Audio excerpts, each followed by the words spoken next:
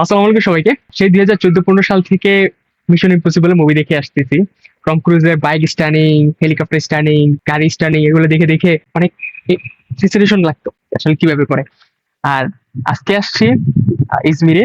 ইজমিরে আসছি মিশন ইম্পসিবলের সর্বশেষ সিজন, যেটা 8 নম্বর সিজন যদি বলি, সর্বশেষ সিজন দেখতে আসছি।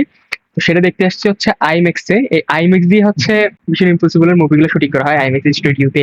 সেই আইম্যাক্স স্টুডিও কর্তৃক কি বলে সেট আপ করা স্টুডিও, ওদের স্ক্রিন, ওদের সবকিছু, ওদের টেকনোলজি দিয়ে বানানো ওদের একটা স্টুডিও আছে ইজমিরে। পুরো তুরস্কের 2-3টার মতো আছে এরকম, এর মধ্যে ইজমির একটা। তো সেখানে দেখতে আসছি আমার পাশের শহরই।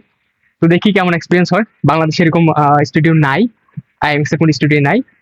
আমাদের পাশের দেশ ভারতে কয়েকটা আছে, তো বাংলাদেশে যেহেতু নাই, তো ভাবলাম যে দেখি একটু এক্সপ্লোর করি যে আইএমএক্স কেমন হইতে পারে, বা আইএমএক্স এর স্টুডিওটা কেমন, এখানে মুভি দেখলে, ওদের শুটিং করা মুভি ওদের স্টুডিও দেখলে কেমন লাগে, এক্সপিরিয়েন্স কেমন, সেটা আশা করি দেখার পরে শেয়ার করবো। ধন্যবাদ সবাইকে।